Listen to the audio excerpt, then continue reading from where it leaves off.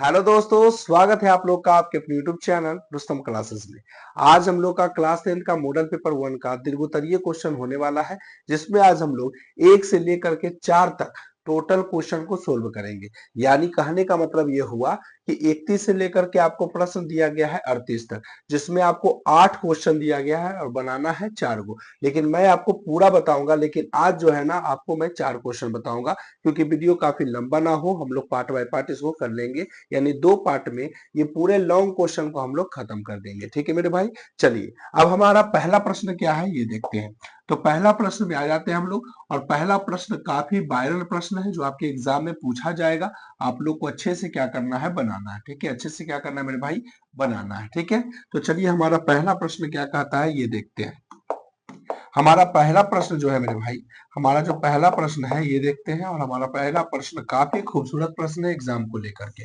देखिए इसमें हमारा 31 नंबर प्रश्न क्या कहता है, निम्नलिखित आंकड़ों से बहुलक ज्ञात करना है। क्या ज्ञात करना है, बहुलक। और बहुलक का प्रश्न आपको एग्जाम में जरूर आएगा, तो आप लोग अच्छे से इसको कंप्लीट करेंगे। ठीक है, तो बहुलक कैसे निकाला जाता है चलिए मैं आपको बताता हूँ। देखिए सबसे पहले आपको क्या दिया गया है, तो प्राप्तांक दिया गया है। और प्राप्तांक कितना है, तो चलिए उसको हम लोग लिखेंगे। फिर उसके बाद हमारा छात्रों की संख्या है, यानी हमारा फ्रीक्वेंसी दिया गया है।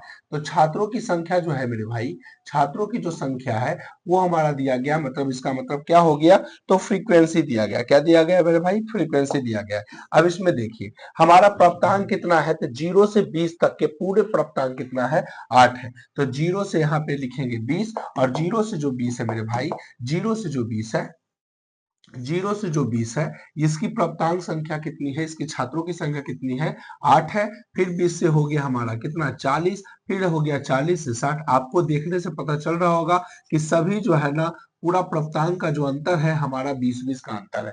60 से 80 हो गया, और 80 से हमारा क्या हो गया मेरे भाई, 100 हो गया। 0 से 20 8 हो गया। फिर उसके बाद हमारा 10 हो गया। फिर उसके बाद हमारा 12 हो गया। फिर उसके बाद 6 हो गया और 3 हो गया। क्या आपको ये चीजें तो पता चल गया ना कि क्वेश्चन को आप कैसे लिख सकते हो, क्वेश्चन को कैसे आप क्या कर सकते हो, सजा सकते हो। तो ये हमारा बहुलक का कॉन्सेप्ट है मेरे भाई। ठीक है, अब देखिए यहाँ पे हम लोग बनाते कैसे हैं।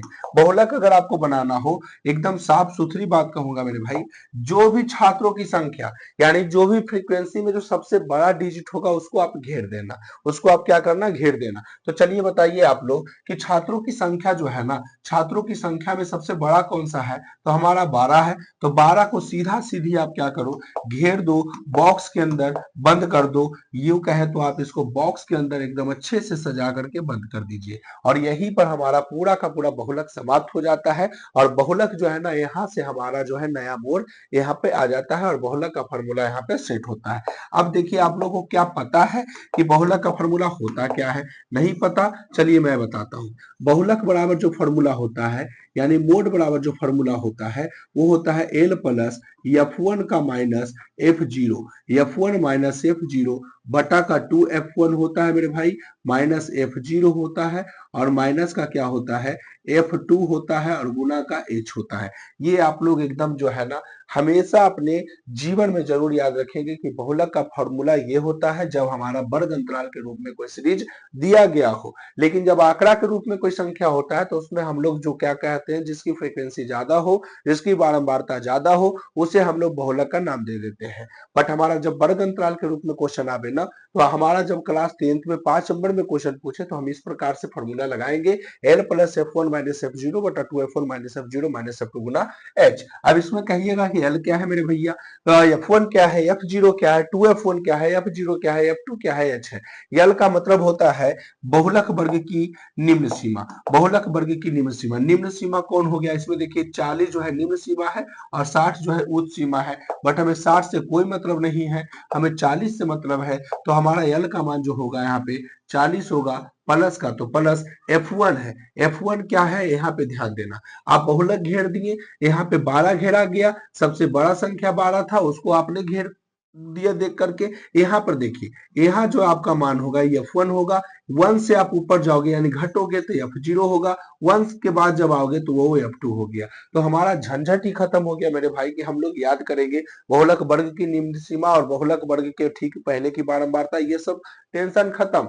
जो आपको छात्रों की संख्या में सबसे बड़ा होगा पहले आप उसे घेर दो, और वो जो बारंबारता के अंदर होगा ना वो हमारा F1 होगा। 1 के आप ऊपर जाओगे तो 1 के पहले कौन आता है 0, और 1 के जब बाद नीचे आओगे तो हमारा क्या आता है 2। यहाँ से F1 भी निकल गया, F0 भी निकल गया, F2 भी निकल गया, ठीक है। नहीं तो अगर आपको याद करना होता तो कैसे याद करते, F1 का मतलब होता है बहुलक वर्ग की बारंबारता, F0 का मतलब होता है बहुलक वर्ग की ठीक पहले की बारंबारता, F2 का मतलब होता है बहुलक वर्ग की ठीक बाद की बारंबारता। तो इतना झंझट क्यों पालना मेरे भाई। चाहे F1 है, F1 का मान बताइए 12 हो गया, माइनस F0 कितना है 10 है, फिर 2F1 है तो 2, F1 का मान कितना हो गया 12 हो गया, माइनस F0 हो गया -10, और F2 का कितना है 6, और गुना H का मतलब होता है वर्ग अंतराल की निम्न सीमा। नहीं मेरे भाई, पूरा बहुलक वर्ग की जो क्या होता है अंतराल होता है, माप होता है, उसको हम लोग H बोलते हैं। यानी बहुलक वर्ग की माप, बताइए कितना का मेजरमेंट है, यहाँ पर कितना का अंतर होता जा रहा है, तो सब में 20-20 का अंतर होता जा रहा है।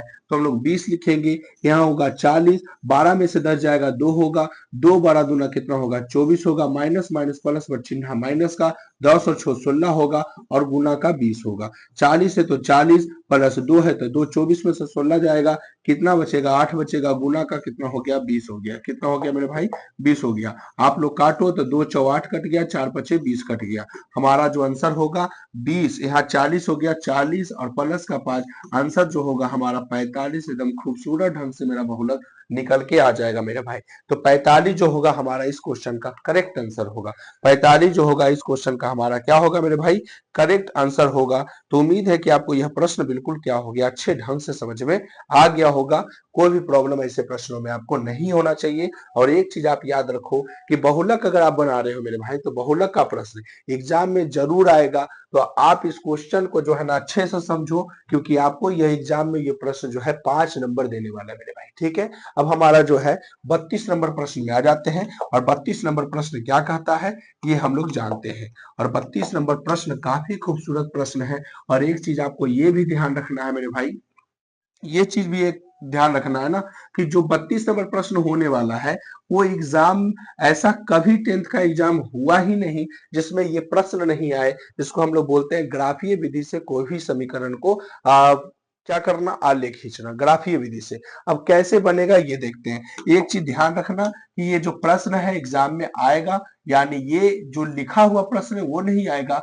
बट जो आपका प्रश्न का जो क्या है मेथड है, ये आपका जो क्या बनना निकालना है, ग्राफ निकालना है, वो आपको आएगा ही आएगा। तो ये चीज को एकदम ध्यान रखिए, इसको कभी भी नजरअंदाज नहीं करिए मेरे भाई। अगर नजरअंदाज करेंगे तो हमारा 5 नंबर गोल हो जाएगा 0 बटे सन्नाटा।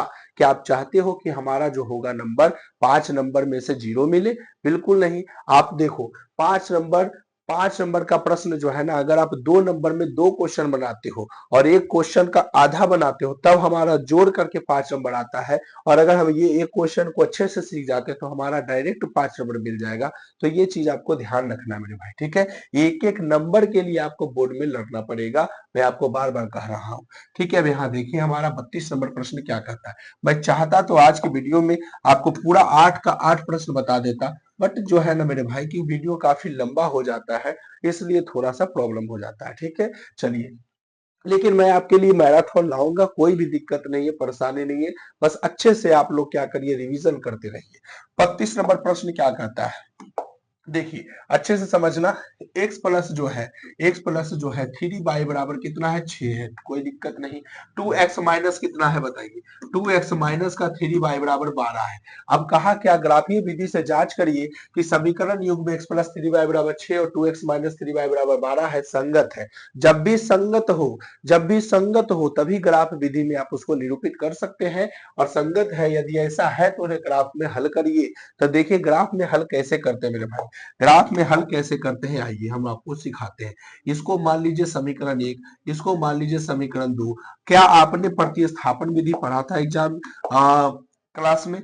जरूर पढ़ा होगा। तो हम लोग चलेंगे सबसे पहले समीकरण 1 से। इसका प्रोसेस है, सबसे पहले हम लोग ग्राफ में कोई भी बिंदु को जो है निरूपित करने के लिए सबसे पहले हम लोग को बिंदु निकालना पड़ेगा। तो वही बिंदु हम लोग यहाँ पे निकाल रहे हैं। समीकरण 1 से चलेंगे मेरे भाई। समीकरण 1 क्या है? x प्लस 3y बराबर 6 है। ठीक है, अब देखिए मैं आपको एक चीज करता हूं, ये है ना, अगला जाइए। तो यहाँ पे जो है ना, ये प्रश्न को हम लोग रिमूव करते हैं। अब देखिए यहाँ पर मैंने एक ग्राफ लेता हूँ।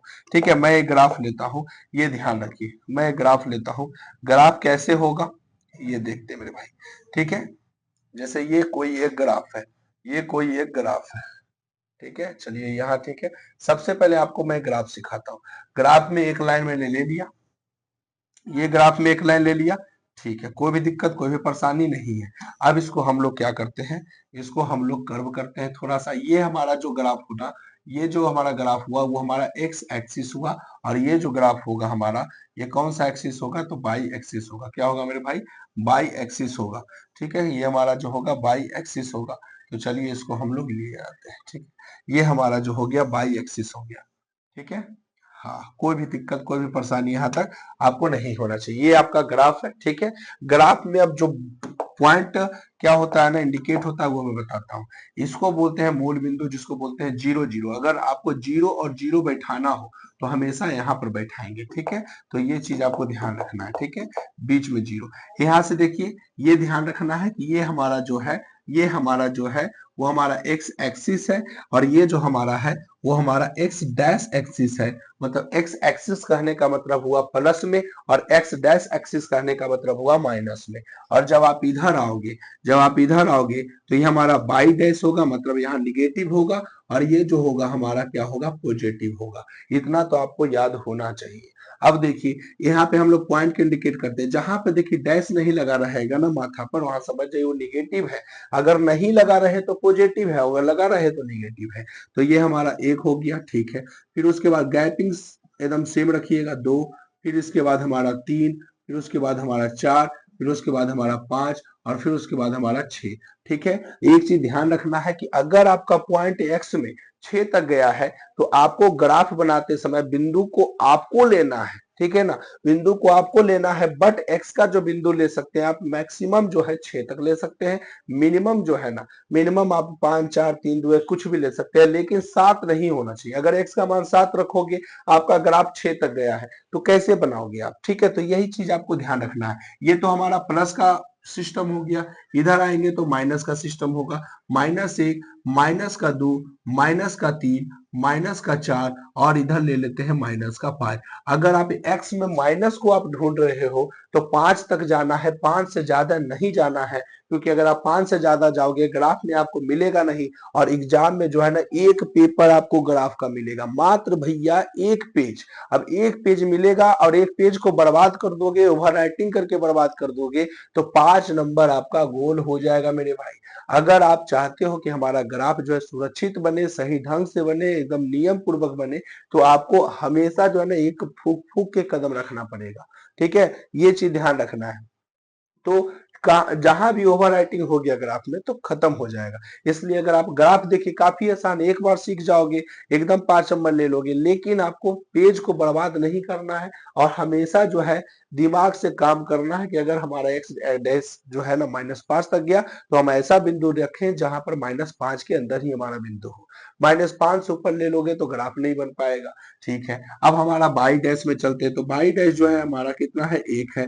फिर उसके बाद हमारा 2 है, फिर उसके बाद हमारा 3 है, फिर उसके बाद हमारा 4 है, फिर उसके बाद हमारा 5 है, फिर उसके बाद हमारा 6 है। डैश में आप ले सकते हो 6 तक, बट सभी के सभी आपको लेना पड़ेगा माइनस में। सभी के सभी आपको लेना पड़ेगा क्या? इस किस में मेरे भाई? माइनस में। ये ध्यान रखना है। ठीक है, अब आइए इधर लेते हैं। तो इधर हमारा 1 हो गया, इधर हमारा कितना हो गया? 2 हो गया, इधर हमारा 3 हो गया, इधर हमारा कितना हो गया? 4 हो गया, इधर हमारा कितना हो गया? 5 हो गया। कोई दिक्कत, कोई परेशानी नहीं।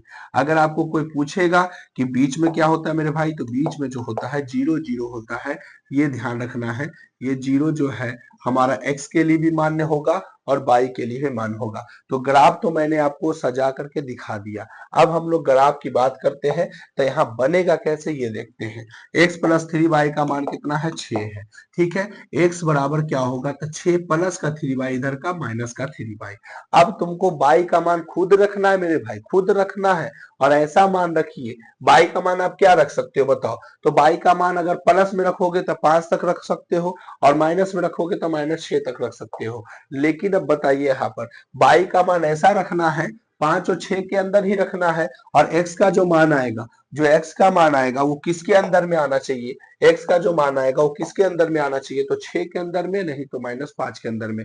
यहाँ पे बच्चे फंसते हैं मेरे भाई, यहाँ पर ही बच्चे क्या करते हैं ना, फंस जाते थे। ये सब चीज आपको कॉन्सेप्ट याद होना चाहिए। अब यहाँ पे देखिए आप लोग, x बराबर 6 - 3y हो गया।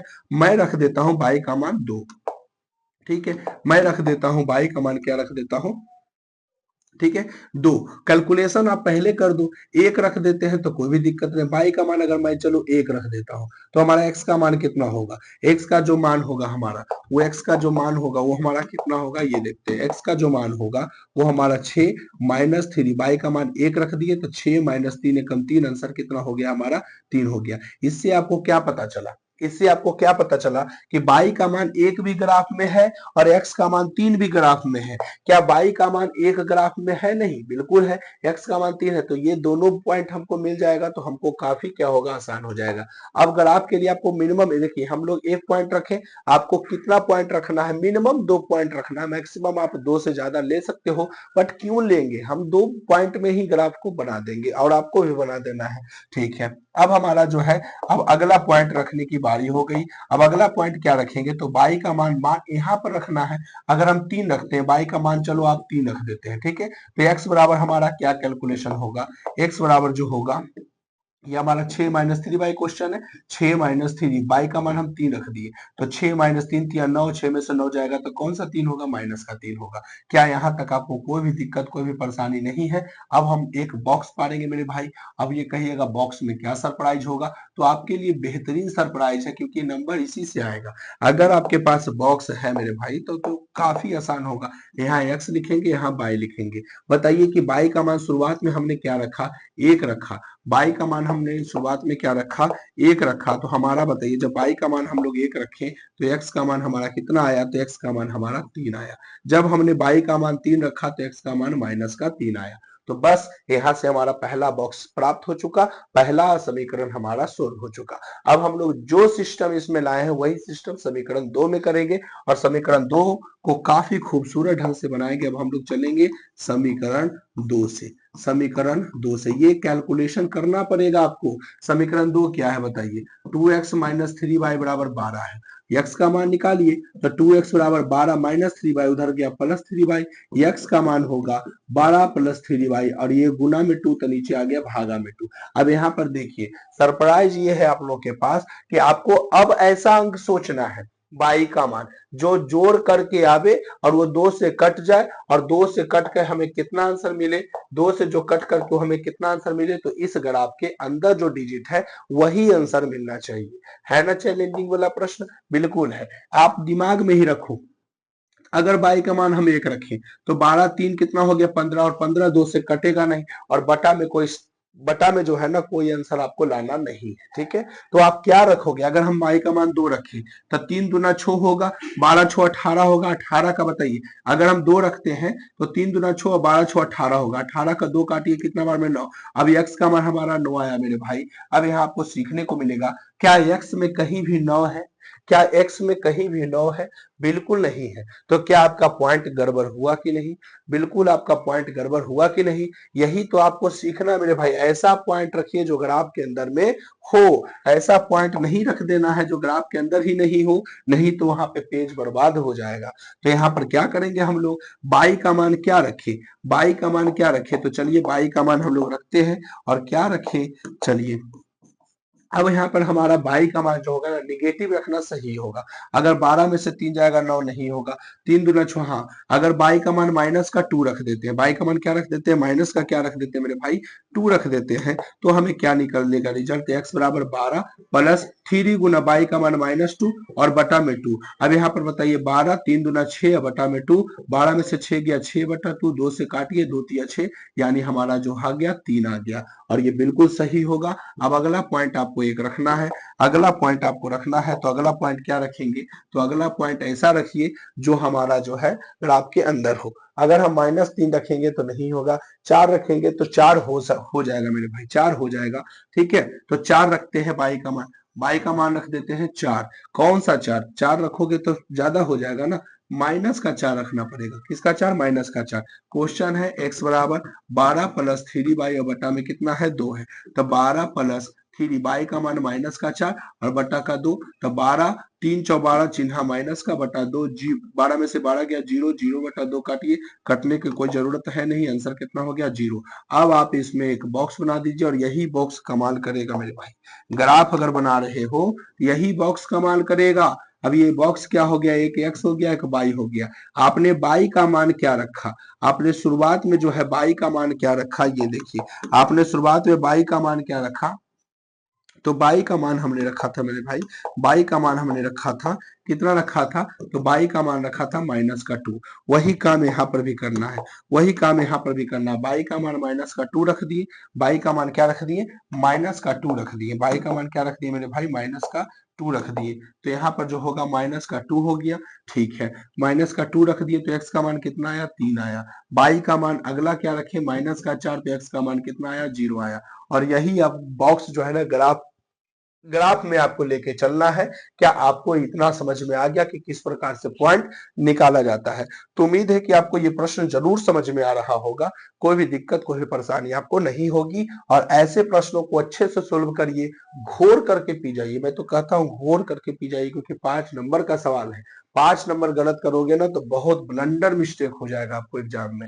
ठीक है, अब हमारा जो है, जो भी बॉक्स है, y का मान 1 है, x का मान 3 है, और यही ग्राफ में हमारा पुट करना है। तो चलिए हम लोग ग्राफ, हमारा पहला बॉक्स कितना आया ये देख लेते हैं। पहला जो बॉक्स है x है, y है, y का मान हमारा 1 है, y का मान हमारा 1 है, x का मान 3 है, y का मान हमारा 1 है, x का मान हमारा 3 है, y का मान -3 है, x का मान 3 है, यही है ना। ठीक है, कोई दिक्कत कोई परेशानी नहीं है। 3 है, 3 नीचे है। ठीक है, यहाँ पे क्या होगा, 3 जो है हमारा नीचे है, और ये -3 है, 3 हमारा नीचे है और ये हमारा -3 है। अब तो बिल्कुल सही है, 1 3 3 -3, पहला बॉक्स क्लियर हो गया, पहला बॉक्स क्लियर हो गया।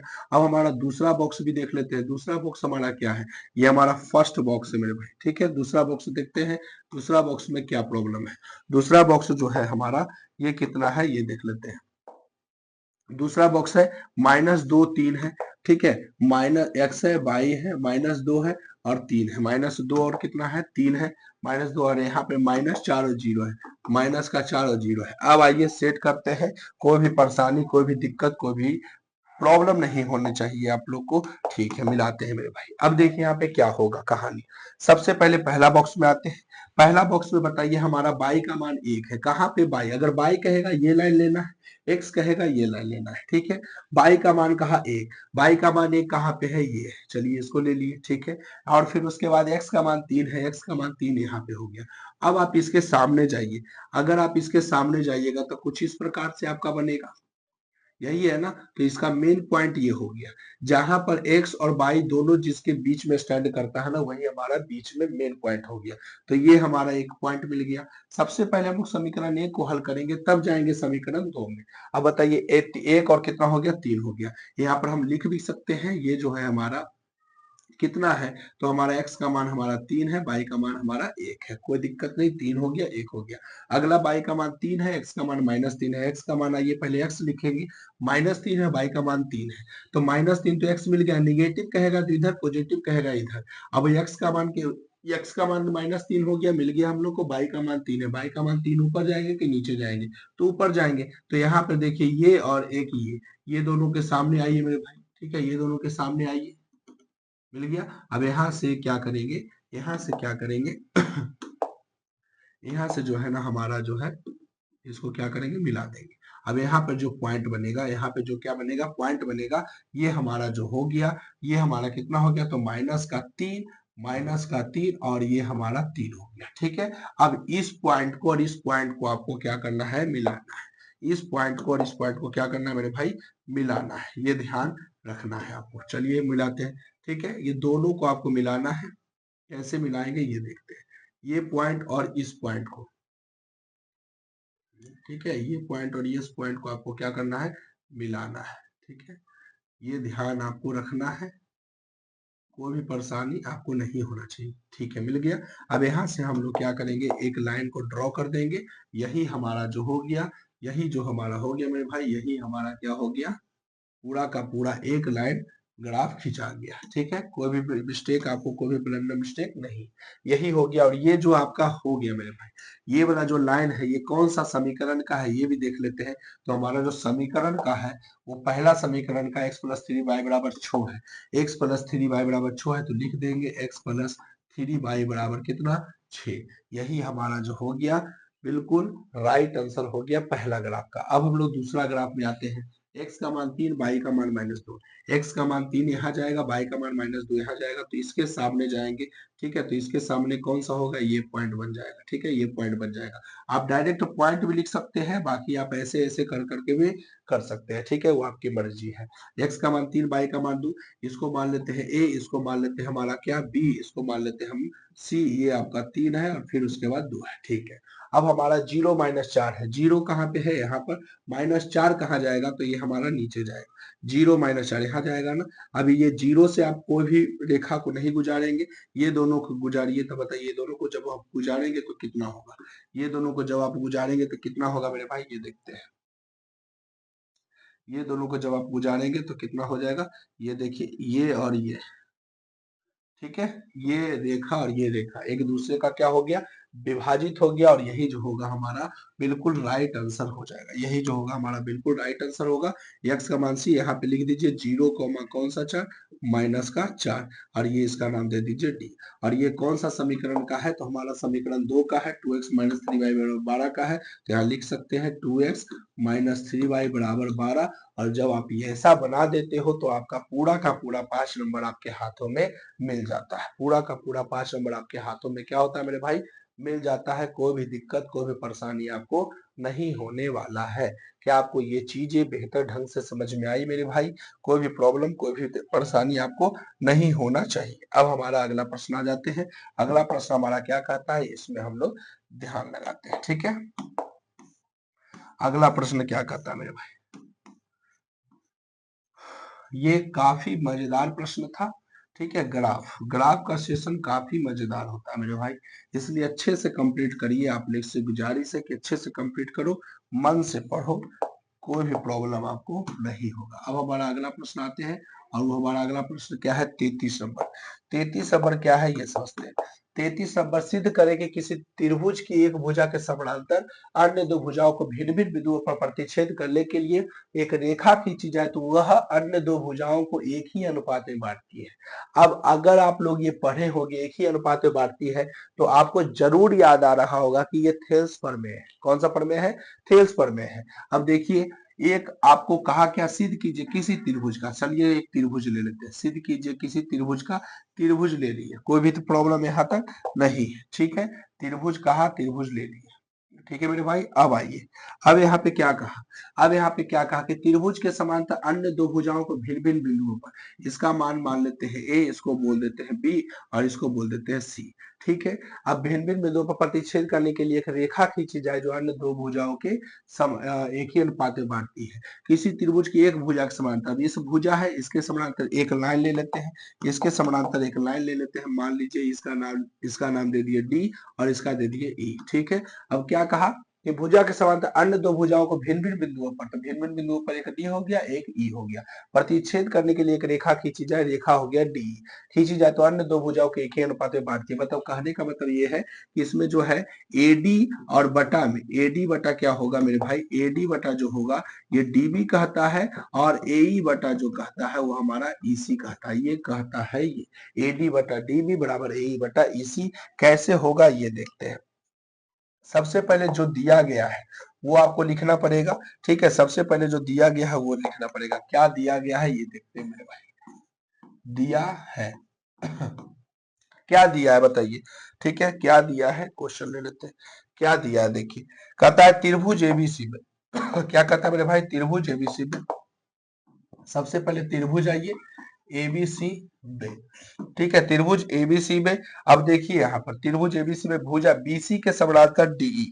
ठीक है, भुजा त्रिभुज एबीसी में भुजा जो है, भुजा, ठीक है, भुजा बीसी के समानांतर, बीसी के समांतर, ये तो आपको क्वेश्चन में कहा, बीसी के समांतर एक रेखा, एक रेखा, ठीक है, एक रेखा क्या लिया मैंने, डीई लिया। एक रेखा बीसी के समांतर एक रेखा क्या लिया, डीई खींचा। ठीक है, डीई खींचा, कोई दिक्कत कोई परेशानी नहीं है। जो ए बी को, ए बी और ए सी को, जो ए बी को कौन सा बिंदु पर, डी बिंदु पर, जो ए बी को डी बिंदु पर, ठीक है, तथा सब फिगर देखिए, फिगर में ही सब लिखा था। एसी को कौन सा बिंदु पर बताइए, एसी को ई बिंदु पर क्या करता है, प्रतिच्छेद करता है। ठीक है, यहाँ तो कोई परेशानी कोई भी दिक्कत नहीं है। तो सिद्ध क्या करना है मेरे भाई, ये देखते हैं। सिद्ध जो करना है हमें, सिद्ध करना है, सिद्ध क्या करना है, एडी बटा डीबी एई बटा ईसी, यही सिद्ध करना है। एडी बटा डीबी मतलब हमको सिद्ध करना है एडी बटा डीबी बराबर एई बटा ईसी। ये आपको क्या करना है, सिद्ध करना है। ये पूरा का पूरा मैंने जो लिखा है, ये पूरा का पूरा प्रश्न लिखा है। क्या लिखा है, प्रश्न लिखा है। अब हम लोग इसको बनाते हैं। बनेगा कैसे देखिए, सबसे पहले हम लोग रचना करेंगे। क्या करेंगे, रचना। रचना क्या करेंगे, एक काम करेंगे हम लोग, रचना। ठीक है, अब यहाँ पे देखिए रचना क्या करेंगे, यहाँ से एक लंब ले लेंगे। ठीक है, इसको हम लोग दूसरा कलर से कर देते हैं। ठीक है, यहाँ से जो है डी से हम लोग पूरा का पूरा ए पर एक लंब लेंगे।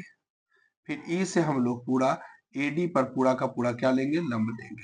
ठीक है, ई से अब इसका जो नाम दे देंगे, यहाँ का दे देंगे एन और इसका दे देंगे एम। ठीक है, और बी को हम लोग किससे मिलाएंगे, ई से मिलाएंगे। बी को हम लोग किससे मिलाएंगे, ई से मिलाएंगे। ठीक है, बी को हम लोग ई से मिलाएंगे, यहाँ ये बी को हम लोग किससे मिलाएंगे, ई से मिलाएंगे। ठीक है, और डी को हम लोग सी से मिलाएंगे। यहाँ तक कोई दिक्कत नहीं है। मैंने क्या किया, डी से ए सी पर पूरा का पूरा एक लंब ले लिया। ई से हम लोग पूरा का पूरा ए बी पर क्या किया, लंब ले लिया, जिससे क्या हो जाए कि दोनों अनुपात में क्या हो जाए, बराबर हो जाए। तो क्या लिखेंगे हम लोग, रचना क्या किए हम लोग, ये देखते हैं। रचना जो है डी से पूरा का पूरा ए सी पर, डी से एसी पर, डी से क्या, एसी पर डीएम, डीएम कॉमा, ठीक है, ई से पूरा का पूरा ए बी पर, ई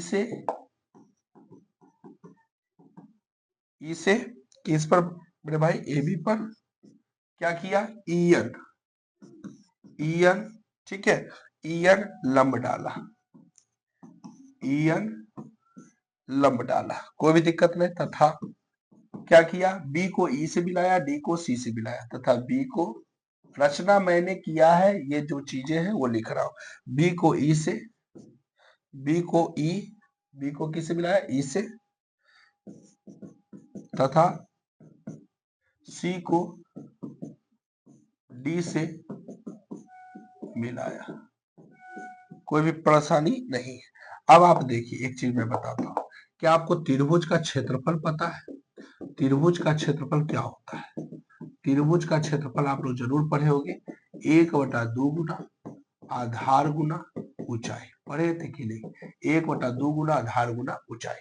अब अगर हम लोग चलेंगे ए डी ई त्रिभुज में, तो आधार हमारा पूरा एडी होगा और ऊंचाई हमारा कौन होगा, तो डीएम होगा। क्या होगा, डीएम होगा। आपको ये ध्यान रखना है, ठीक है ये ध्यान रखना, ये पूरा आधार होगा, ये पूरा क्या होगा, आधार। और ऊंचाई en है, ये पूरा आधार होगा, ये पूरा आधार होगा, ऊंचाई dm है। जो जहां पे लंब डाला जाता है ना वो ऊंचाई हो जाता है, मतलब शीर्ष लंब हो जाता है, ठीक है। तो इसमें जो क्वेश्चन दिया गया था, सिद्ध करें किसी त्रिभुज के एक भुजा के सवाल था, एक त्रिभुज ले लिए, एक भुजा मतलब बीसी के सवाल था डी ले लिए, और कहा कोची कि ए बी को डी बिंदु पर काट रहा है, ए सी को ई बिंदु पर काट रहा है, ठीक है। आपको सिद्ध करना है ए डी बटा डी बी बराबर ए बटा ए सी। जो सिद्ध करना है वो मैंने लिख दिया। अपने तरफ से क्या किया, तो अपने तरफ से मैंने क्या किया, यहाँ पे देखिए डी से एसी पर, डी से जो है पूरा का पूरा एसी पर एक लंब डाल दिया, ठीक है। उसी प्रकार से ई से पूरा का पूरा ए बी पर हम एक लंब डाल दिया। ई से जब ए बी पर लंब डाला तो उसका नाम पड़ गया ई एन,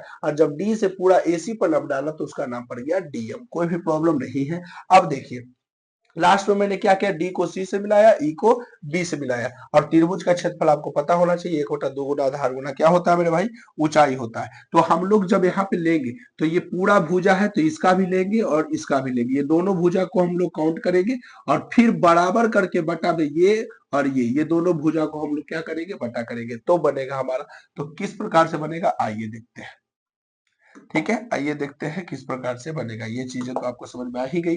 अब इसमें बताइए हम लोग चलेंगे क्या, ठीक है, चलेंगे क्या, ये देखिए त्रिभुज हम लोग चलेंगे एडीई, एडीई का क्षेत्र बटा त्रिभुज एडीई का क्षेत्रफल कौन सा लिए, ए डी ई, जिसमें हमारा पूरा ये आ गया इतना भुजा। अब इसको लेना है, ठीक है। तो इसमें हम लोग क्या चलेंगे, बटा करके क्या चलेंगे बताओ, त्रिभुज बी डी ई, एडीई में हमारा कौन सा आ गया, एडीई में हमारा जो है, एडीई में हमारा ये आ गया, और जब हम बीडीई लेंगे तो हमारा ये आ जाएगा, ठीक है। कोई भी प्रॉब्लम नहीं है। तो हमारा एडी का क्षेत्रफल त्रिभुज बी डी ई का क्षेत्रफल बराबर, ये तो इधर का एलएचएस का हो गया।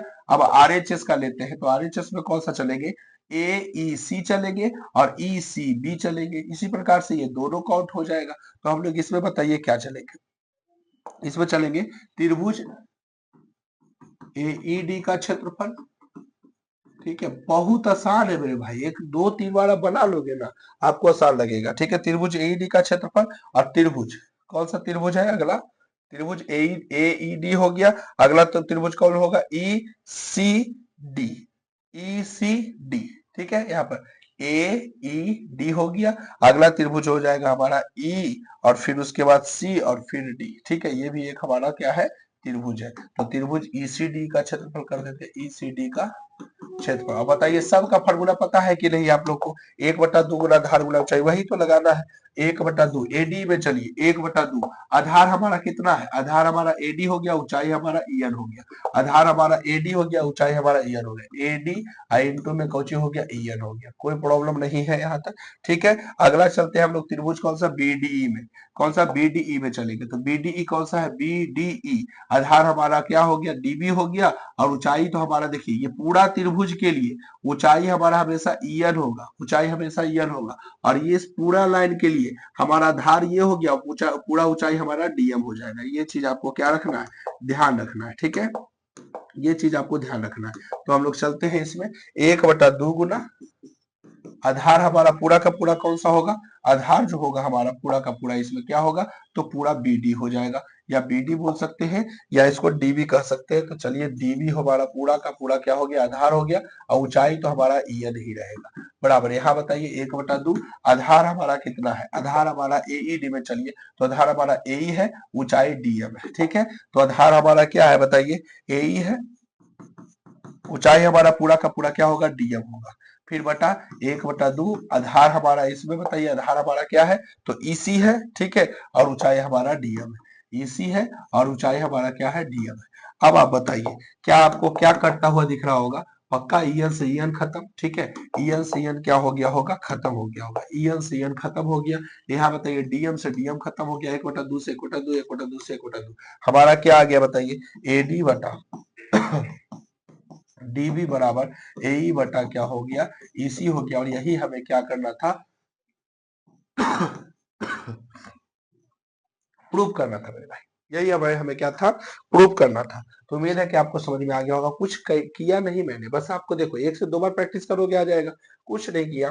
इसमें सबसे पहले जो त्रिभुज था वो, ठीक है, आप लोग को पता है जो जो कह रहा था वो यहाँ पर हम लोग यहाँ तक ले लिए। अब यहाँ से हमारा अपना खुद का रचना हुआ, डी से AC पर लंब डाला डीएम, ई से AB पर लंब डाला EN, ठीक है। बी को ई से मिलाया और सी को डी से मिलाया। त्रिभुज का क्षेत्रफल आप लोग को पता है, हम लोग ADE में चले तो आधार हमारा ये, ऊंचाई हमारा EN, ठीक है। फिर उसके बाद हम लोग चले कौन सा, DBE में, तो हमारा आधार हमारा ये, ऊंचाई हमारा EM। EM से EM तो कट जाएगा, हमें यही तो लाना है। फिर इसमें चलेंगे AED में, तो आधार हमारा ये, ऊंचाई हमारा DM। फिर ECD में चले तो आधार हमारा ये, ऊंचाई हमारा ये। और जब हमारा पूरा का पूरा सरिया दी, ये से ये खत्म, ये से ये खत्म, बच गया हमारा पूरा। कि क्या भारी चीज है, कोई आसान है ना। बस आप लोग को अच्छे से क्या करना है, प्रैक्टिस करना है, समझ में आ जाएगा, कोई दिक्कत नहीं होगा, कोई परेशानी नहीं होगा। अब हमारा अगला प्रश्न आ जाते हैं, ठीक है। अगला प्रश्न क्या कहता है ये देखते हैं। अगला प्रश्न क्या कहता है, अगला प्रश्न में थोड़ा सा जो है ना इसको सुधारना पड़ेगा, ठीक है, थोड़ा सा सुधारना पड़ेगा, ये ध्यान रखना। थोड़ा सा क्या करना पड़ेगा, सुधारना पड़ेगा। ये चौथा नंबर प्रश्न में क्या कहता है ये देखते हैं। चौथा नंबर प्रश्न, इसमें जो है ना क्वेश्चन क्या कहा गया है, एक बार इसको हम लोग देखते हैं। ये क्वेश्चन जो है ना इसको थोड़ा सा, अब देखिए हमारा ये 34 नंबर प्रश्न बिल्कुल पूरा का पूरा अच्छे से ढंग से लिखा चुका है, थोड़ा सा मिसप्रिंटिंग था प्रश्न में, ठीक है।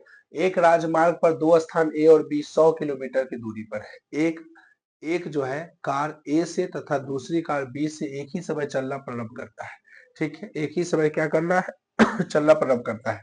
यदि यदि ये कारें भिन्न भिन्न चालों से एक ही दिशा में चलती है, एक ही दिशा में चलती है तो 5 घंटा पश्चात मिलती है। यदि वे विपरीत दिशा में चलती है तो 1 घंटा का पश्चात मिलती है। मतलब अगर सात भिन्न भिन्न दिशा में चले, ठीक है ना, अगर ये भिन्न भिन्न चालों से अगर चलता है तो एक ही दिशा में चलता है तो 5 घंटा बाद मिलता है, ठीक है। और यदि वे विपरीत दिशा में चलती है तो 1 घंटा के बाद मिलती है। तो दोनों कारों की चाल निकालना है। देखिए क्या होगा, कैसे निकाला जाएगा ये देखते हैं। सबसे पहले आपको एक कॉन्सेप्ट याद रखना है कि अगर आप समान समान यानी ये देखो भिन्न भिन्न चालों से अगर एक ही दिशा में अगर आप चलेंगे, एक ही दिशा में चलेंगे तो वहां माइनस होगा, अगर विपरीत दिशा में चलेंगे तो प्लस होगा। और कितना कार है, दो कार है, मान लेते हैं एक कार की चाल, ठीक है, इसको हम लोग मानते हैं, माना कि, ठीक है, माना कि एक कार की चाल, एक कार की जो है चाल, चाल हमेशा x किलोमीटर प्रति घंटा में होगा या मीटर पर सेकंड में होगा, ठीक है। ए कार की चाल हो गया। बी कार की चाल, बी कार की चाल क्या होगा, तो ये अलग चाल से चलेगा तो 22 किलोमीटर प्रति घंटा हो गया। यदि वे एक ही दिशा में चलती है तो 5 घंटा बाद मिलती है। एक्स भी एक ही दिशा में चल रहा है, वाई भी एक ही दिशा में चलता है तो 5 घंटा क्या करता है, बाद मिलता है। और टोटल कितना दूरी कवर कर रहा है 100 किलोमीटर, ठीक है। और एक ही दिशा में चलता है तो 5 घंटा बाद मिलता है। तो 5 घंटा बाद 5 में इसमें इससे भी गुना, इससे भी दिशा, इसमें भी 5 से गुना, एक्स में भी 5 से गुना, वाई में भी 5 से गुना, टोटल को मिला करके 100 किलोमीटर इसको चलना है। और ये एक ही दिशा में चलता है तो चिन्ह माइनस का होगा। 5 कॉमन ले लीजिए तो एक्स माइनस वाई बराबर कितना हो गया 100। 5 से काटिए 100 को 20 बार में, यानी x माइनस वाई बराबर जो होगा 20 होगा, समीकरण 1 होगा। अब शुरुआत में कहा कि एक राजमार्ग पर दो स्थान A और B 100 किलोमीटर की दूरी पर है। तो पहला जो आपका कार है x है, दूसरा जो कार है y है, और टोटल कितना दूरी पर खड़ा है, ठीक है, टोटल कितना दूरी पर है मेरे भाई, तो टोटल जो है 100 किलोमीटर पर है। तो x प्लस वाई बराबर 100 हो गया, समीकरण 2 हो गया। अब इसको आप लोग तोड़िए समीकरण 1 एवं समीकरण 2 से। तो समीकरण 1 एवं 2 से तोड़ेंगे तो ये प्लस है माइनस खत्म हो गया, यहाँ का x हो गया 2x बराबर कितना हो गया 120 हो गया। 2 से काटिए 60 बार में, x का मान कितना हो गया 60, यानी एक कार की चाल जो है, अतः एक कार की जो चाल होगी, एक कार की चाल कितनी होगी, तो 60 किलोमीटर प्रति घंटा। तो b जो होगा पक्का 40 होगा, क्योंकि दोनों को जोड़ करके 100 आता है। तो हम लिखेंगे क्या, समीकरण 1 में या 2 में, किसी में भी, समीकरण 1 में किसका मान रखने पर, x का मान रखने पर। समीकरण 1 क्या है हमारा, x माइनस वाई बराबर 20, x का मान 60 हो गया, माइनस y बराबर 20 हो गया। तो यहाँ पर क्या करेंगे हम लोग, यहाँ पे क्या करेंगे, तो यहाँ माइनस का y अब बराबर बताइए कितना होगा, माइनस y बराबर हो गया 20, प्लस 60 उधर गया माइनस का 60, तो माइनस y बराबर हो गया माइनस का 40, माइनस से माइनस कट गया, y बराबर कितना हो गया 40, 40 और 60 को जोड़ दीजिए, पक्का 100 किलोमीटर आता है। जो है y माने थे बी कार की जो चाल होगा वो x 40 किलोमीटर प्रति घंटा होगा। तो इस प्रकार से ये प्रश्न बिल्कुल क्या हो गया, सोल्व हो गया मेरे भाई। ये प्रश्न बिल्कुल क्या हो गया, सोल्व हो गया। कुछ हार्ड प्रश्न नहीं था, आसान ही था। ठीक है, बस इतना इतना ध्यान रखना है कि अगर सवाल दिशा में चले माइनस होगा, अगर विपरीत दिशा में चले तो प्लस होगा। ठीक है, बाकी ये प्रश्न में कुछ भी खास नहीं था। दोनों को यहाँ पर 5 से इसमें गुना, 5 से इसमें गुना, क्योंकि 5 घंटा बाद मिलता है। कैलकुलेट करके समीकरण 1, समीकरण 2 जो है पता था हम लोग को, क्योंकि दोनों को जोड़ करके, यक्स मतलब ए कार की चाल, बी कार की चाल, दोनों को जोड़ करके टोटल कितना दूरी कवर करता है, 100 किलोमीटर। तो समीकरण 2 था। तो उम्मीद है कि ये प्रश्न आपको बिल्कुल अच्छे से समझ में आ गया होगा। तो अगर आपको यह वीडियो अच्छा लगा हो तो लाइक एंड सब्सक्राइब जरूर करें और ज्यादा से ज्यादा दोस्तों के साथ शेयर करें। तो आज के लिए बस इतना ही, धन्यवाद।